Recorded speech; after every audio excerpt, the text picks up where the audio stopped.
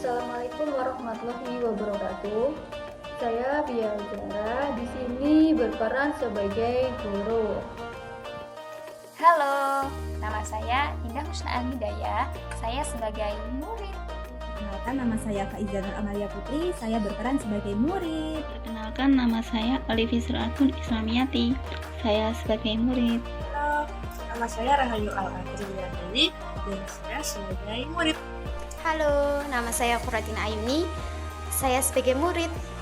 Halo, perkenalkan nama saya Octaviana Grandis. Saya di sini sebagai murid. Assalamualaikum warahmatullahi wabarakatuh. Waalaikumsalam warahmatullahi wabarakatuh. Suaranya lemas-lemas, ini masih pagi loh. Selamat pagi murid-muridku yang cantik-cantik. Gimana kabarnya? Pagi, Bu. Pagi, Bu.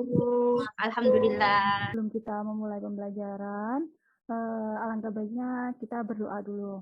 Untuk ketua kelasnya silakan. Ayo, Indah Husna, teman-teman.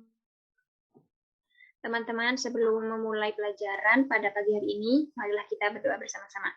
Berdoa dimulai. Amin. Berdoa selesai. Alhamdulillah, terima kasih untuk Indah Husna.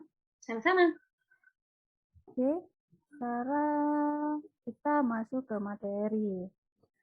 Jadi materi kali ini tentang buku fiksi dan non-fiksi. Ini materi terakhir kita pada pertemuan kali ini. Jadi harus benar-benar diperhatikan.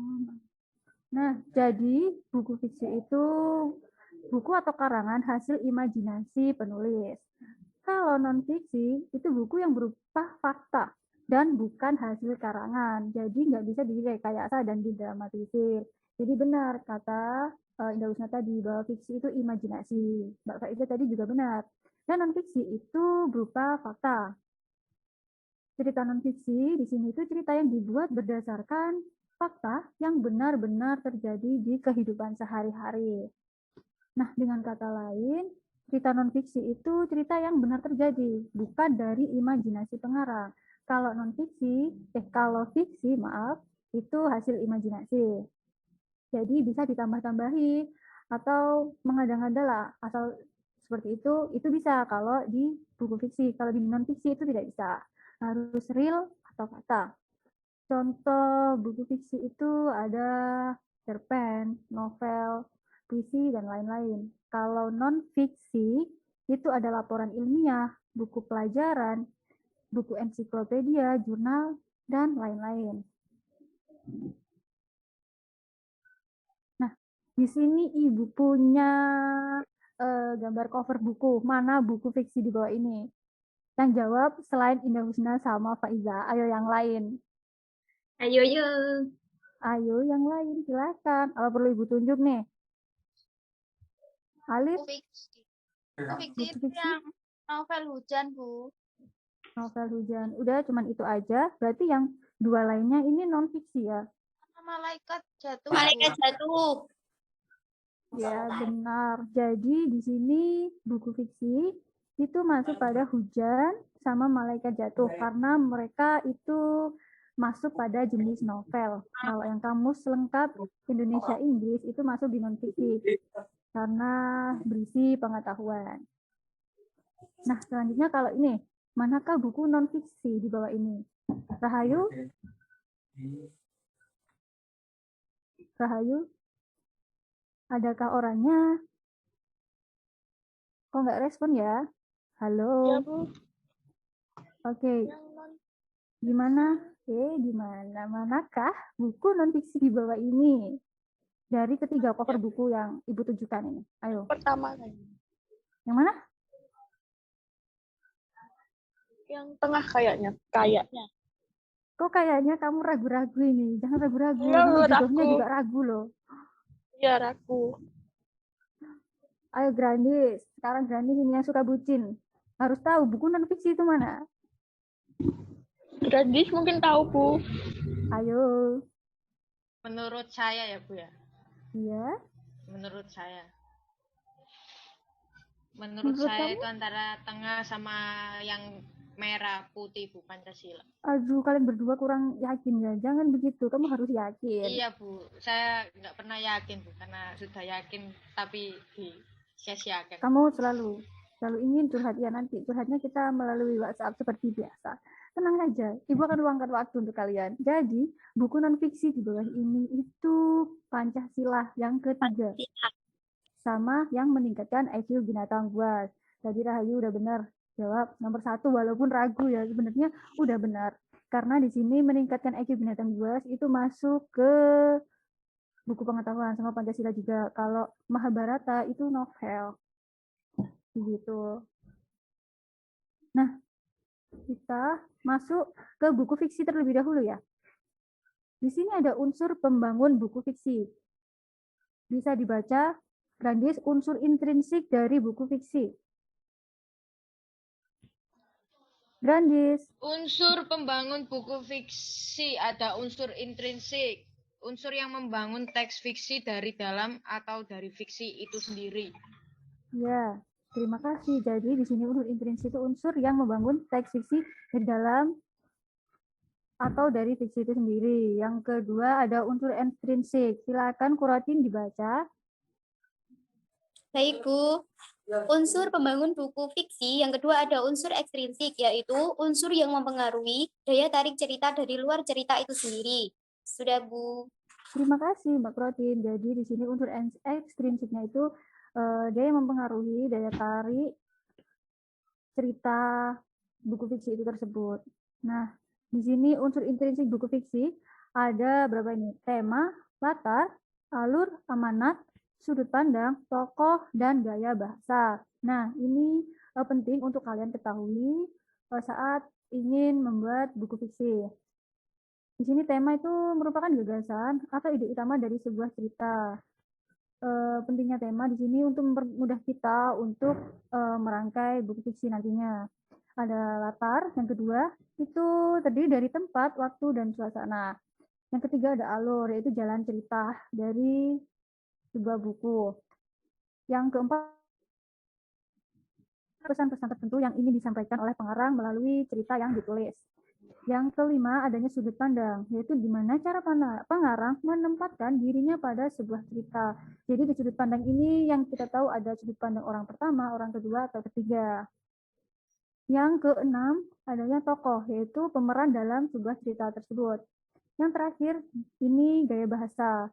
Gimana pentingnya gaya bahasa itu untuk menghidupkan sebuah cerita agar ceritanya nggak mati gitu-gitu aja gitu. Jadi pentingnya gaya bahasa. Nah, yang selanjutnya ini unsur ekstrinsik buku fiksi. Di sini Ibu masukkan hanya 3. Di unsur ekstrinsik buku fiksi ini ada banyak. Nah, ini salah 3-nya ada latar belakang pengarang. Gimana? Di sini kehidupan yang dialami oleh pengarang tentu akan mendukung kisah cerita yang dibuatnya. Yang kedua, adanya pendidikan. Di sini tuh dalam buku fiksi, pengarang memberikan nilai-nilai yang terkandung dalam cerita. Yang ketiga, keadaan sosial budaya.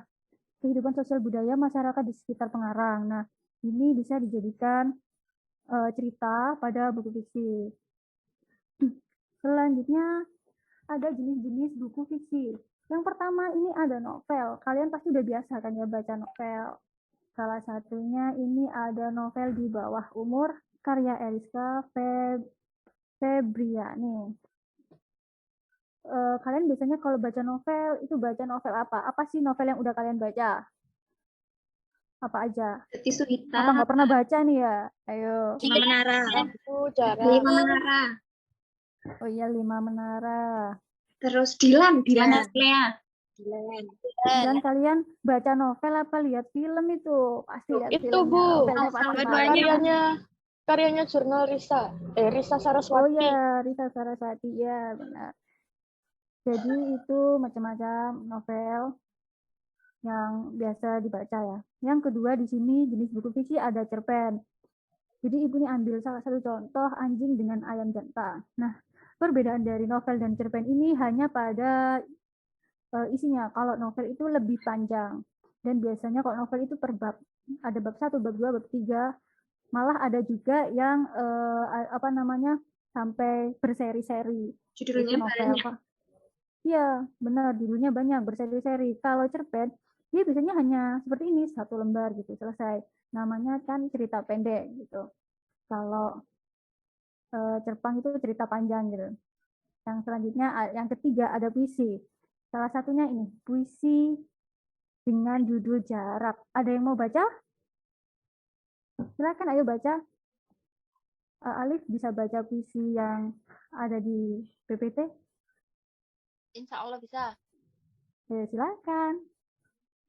Jarak akan bisa membuatmu melihat. Jangan harap bisa terlihat. Kebahagiaan, kesedihan berlangsung di kejauhan, tak lagi mendebarkan. Tempat ini kau tak perlu jam tangan, hanya ingatan, sedikit ingatan. Jogja 2000. Terima kasih Alif. Nah, mungkin kita udah biasa ya membaca puisi atau melihat puisi, bahkan udah biasa bikin puisi-puisi kalau lagi gabut atau galau, itu udah pasti. Di oret-oretan buku di belakang atau di LKS isinya tuh pasti rangkaian puisi-puisi kalian kalau lagi hati lagi gelisah gitu ya. Yang keempat ada cerita rakyat. Salah satunya ini Timun Mas. Apa aja sih cerita rakyat yang kalian ketahui selain Timun Mas? Jangan Andin loh ya. Itu bukan cerita rakyat itu. Malin Kundang. Malin Kundang. Terus Putih bawang merah. Sangkuriang. Ya, Danau Toba, Sangkuriang, bawang putih, bawang merah. Banyak ya cerita rakyat. Hanya saja di zaman sekarang cerita rakyat seperti itu peminatnya udah makin berkurang. Ya, udah kalah sama sinetron. Jadinya Kata cinta kita lestarikan. Tuh kan, udah kata cinta aja ya Allah. Seru loh Bu. Untung ya. Untung sekali. Oke, next. Nah, biar gak capek, tebak hewan apakah di bawah ini nanti yang benar ada nilai apa ya? Bonus pulsa. Nilai plus. Pulsa? Ya kita kan kuotanya habis Bu. Iya, sama saya juga. Wow. Mari kita galau bersama. Ayo ditebak. Siap. Silakan. Oke. Gambar yang pertama apa? Bu. Yang pertama itu saudaranya Grandis. Saudaranya Rayu, Bu. Itu Rayu. Fix Rayu, Bu. Rayu kalian saling menunjuk teman. Fix Teman Rayu itu debat, Bu. Itu Grandis, Bu. Yang kedua, Fix siapa? Rayu itu debat, Bu. Monyet. Yang kedua itu kucing. Burung hantu. Yang ketiga Hamster. Ketiga hamster. Aku tidak yakin dengan jawaban semua teman-teman. Saya tidak pernah yakin Kenapa jawabannya kalian teman-teman. Kalian harus yakin apapun itu, kalian harus yakinkan diri kalian. Itu adalah jawaban. Oke, udah. Yang pertama tadi apa? Simon. Grandis. Yang kedua Monyet. Domba. Domba tak kucing? Panda. Oke, next. Jadi pasti salah satu ada. Jadi ini seperti jawab monyet kalian benar. Kalian sudah sehati sama teman itu. Terus kambing. Tuh kan kembarannya Grandis itu. Terus tikusnya yang tuh tengah Rahayu. Yang pinggir Indah Husna itu. Oke, ya. Terus setelah bersenang ria dengan saling menyamakan rupa ini ya tadi. Kita kembali ke materi. Jadi perlu diingat, yang tadi adalah buku fiksi. Ada unsur intrinsik dan ekstrinsik. Sekarang ke buku non-fiksi. Unsur buku non-fiksi ini ada 6. Yang pertama ada judul. Nah, di sini judul buku itu nama dipakai untuk buku atau bab yang dapat menyiratkan secara pendek isi buku. Nah, biasanya diletakkan pada sampul buku. Kalau di buku non-fiksi, judulnya itu menggunakan bahasa baku atau formal. Yang kedua, adanya nama penulis. Nah, ini tuh terdapat di dalam sebuah cerita non-fiksi yang menyampaikan karangannya. Jadi siapa yang nulis, kita tahu di buku non-fiksi. Yang ketiga, nama penerbit. Di sini penerbit itu adalah perusahaan atau instansi yang mencetak buku tersebut. Dari mulai mengedit, layout, desain cover, dan lain sebagainya. Nah, itu semua bisa diserahkan kepada penerbit. Jadi pengarang hanya menulis saja tanpa harus memikirkan desain, mengedit, dan lain-lain. Yang keempat, tebal halaman atau jumlah bab. Jumlah halaman dan jumlah bab ini yang dibahas di dalam buku. Semua tertulis lengkap ada di awal buku setelah cover. Yang kelima, ini isi buku. Isi di sini adalah topik yang akan dibahas di dalam buku tersebut. Yang keenam, penutup. Nah, penutup ini kesimpulan dari buku yang merupakan pernyataan terakhir dari penulis atas bukunya. Terkadang di sini tuh adanya saran atau amanat dari penulis. Nah, yang selanjutnya ada ciri-ciri buku non-fiksi. Untuk Indah Husna, tolong dibacakan poin pertama, kedua, dan ketiga. Ciri-ciri buku non-fiksi, 1. Berisi informasi yang sesuai dengan fakta. Yang kedua, ide yang dituangkan dalam tulisan singkat dan jelas. Yang ketiga, isi ceritanya logis, artinya masuk akal melalui proses berpikir. Oke, terima kasih, Indah. Ya, jadi ciri-ciri buku non-fiksi itu harus sesuai dengan fakta. Tidak bisa mengada-ngada atau sesuai imajinasi. Kalau sesuai imajinasi itu masuk ke buku fiksi. Dan ide yang dituangkan itu singkat dan harus jelas. Ceritanya juga harus logis. Karena itu tadi fakta. Jadi fakta itu harus masuk akal melalui proses berpikir. Nah, untuk poin ke-4, 5, 6, Faiza tolong dibacakan. Poin 4, struktur bahasanya sistematis atau urut. Yang kelima, dapat berupa hasil dari penemuan baru atau penyempurnaan dari temuan yang sudah ada. Yang keenam, penulis memberikan analisis berdasarkan intelektual. Oke, terima kasih Pak Ida. Nah, di sini struktur bahasanya harus sistematis atau urut. Tidak bisa acak-acakan asal menaruh kayak kita mencatat pelajaran. Itu tidak bisa, walaupun ini berisikan tentang pengetahuan. Dan dapat berupa hasil penemuan baru atau penemuan yang sudah ada lalu diolah kembali.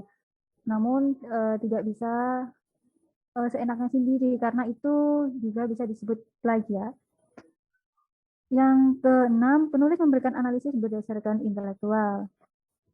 Selanjutnya pada poin ke berapa ini ya? 7, 8, 9. Silahkan siapa ya? Alif, tolong dibacakan.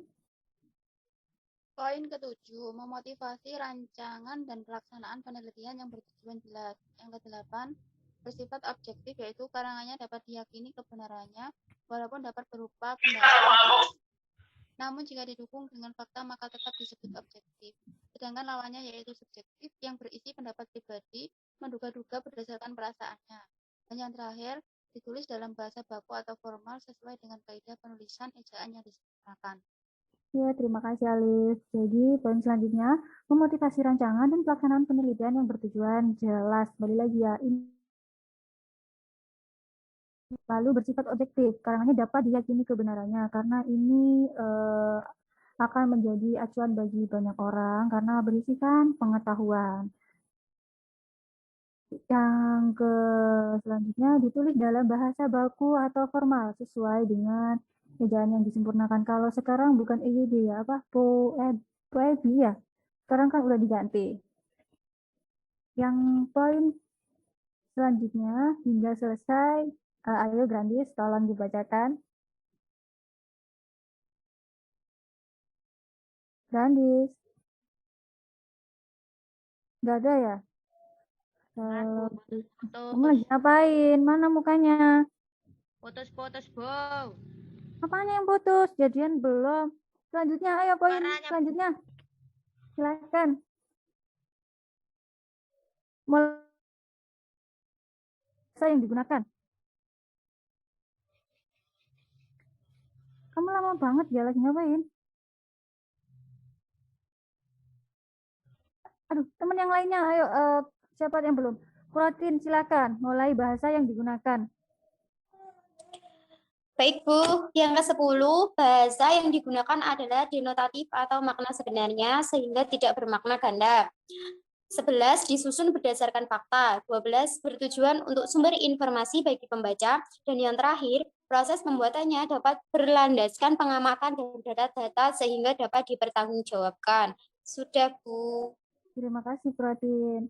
Nah, jadi ini bahasa yang digunakan itu denotatif, yaitu makna yang sebenarnya. Karena di sini itu kan fakta dan bertujuan sebagai informasi bagi pembaca. Dan pembuatannya itu harus benar-benar data asli nyata yang bisa dipertanggungjawabkan. Karena kalau kita plagiat itu ada undang-undangnya. Kalian hanya perlu membaca soal-soal yang udah Ibu beri dan menganalisis tentang apakah cerita non-fiksi tersebut. Ini cerita non-fiksi ya, jangan terbalik. Sudah. Non-fiksi. Bu, yang kelompoknya tadi? Kelompok apa? Kelompok pertama silakan. Siapa, Bu? Saya sama Kelompok Grandis. pertama ada Saya, sama Bu. Faisa. Iya, ayo. Sama kepanjen hujan deras, Bu. Sepanjang hujan. Itu adalah keberkahan. Kita harus mensyukuri kehadiran hujan. Gimana, Ayo, Bu? silakan. Apakah ini bisa dijawab? Iya, ayo silakan. Hujan bukan alasan. Ayo cepat. Silakan, Faiza. Kamu Termasuk teman-teman. non-fiksi, Bu. Apa? Nomor 1. Non-fiksi. Iya, non-fiksi tentang apa? Tentang Temanya pendidikan. pendidikan, Bu. Pendidikan. Oke. Benar, di sini contoh cerita non-fiksi itu contoh cerita non-fiksi ini itu tentang pendidikan, yaitu kekayaan sumber daya alam di Indonesia sangat melimpah dan bla bla bla bla hingga habis. Kelompok kedua, siapa tadi? Kelompok kedua ada Indah Husna sama Rahayu. April. Rayu. Ayo April. Ayo Mbak Indah. Ayo Mbak Indah. Loh, kamu kok saling menyodorkan? Jawabannya kita barengan yuk. 1, 2, 3. Jawabannya cerita non-fiksi. Cerita non-fiksi tentang apa? Belum saya klik sampean. Kamu diam-diam aja.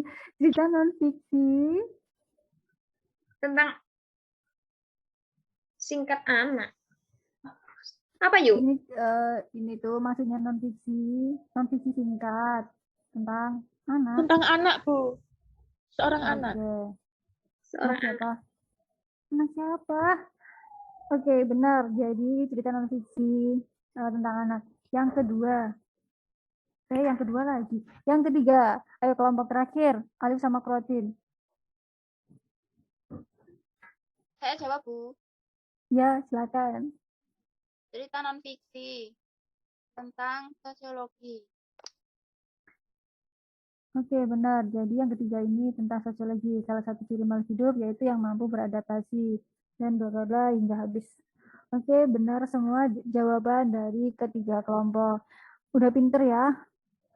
Alhamdulillah materinya bisa dipahami dengan baik. Jadi bisa menjawab 3 pertanyaan dengan baik dan benar. Kesimpulannya di sini buku fiksi itu buku hasil imajinasi pengarang. Harus diingat-ingat ya, jangan sampai salah. Buku fiksi itu hasil imajinasi pengarang, kalau buku non-fiksi itu hasil pengamatan atau karangan nyata. Di buku non-fiksi pengamatan bisa pengamatan baru atau pengamatan yang sudah ada.